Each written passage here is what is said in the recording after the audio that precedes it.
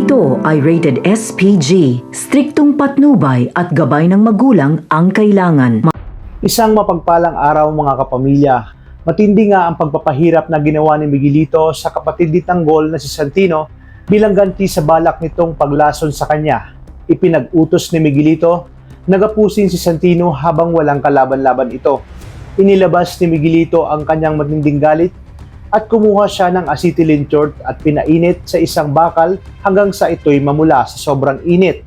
Pagkatapos ay idinikit niya ito sa tiyan ni Santino, natanda umano ng pagiging girero dahil lang kaya't napasigaw ito sa sobrang sakit. Ramdam ng lahat ang lupit at kabagisan ni Miguelito na tila ba wala ng awa sa kapatid ng kanyang mortal na kaaway na si Tanggol. Sa kabilang banda, napansin ni Lucio na unti-unti nang naubos ang kanyang mga tauhan at wala na siyang ibang naisip na paraan di ipasabog ang bombang itinanam nila sa gusali. Kaya dito ay sunod-sunod ang mga naganap na pagsabog at nagliliyab ang buong paligid. Mabilis namang nakatakbo si Ramon at Tanggol bago pa man tuluyang lamunin ng apoy ang buong gusali. Sa gitna nito ay tumalumpa sila patungo sa kadena at lumambitin pababa habang sa likuran nila ay sumasabog ang mga bomba na tila ba gusto nang wakasan ang kanilang mga buhay. Pagdating nila sa ibaba, tinanong niya ang kanyang ama kung kaya pa ba nitong makipaglaban. Matapang namang sinabi ni Ramon na kayang-kaya niya pa.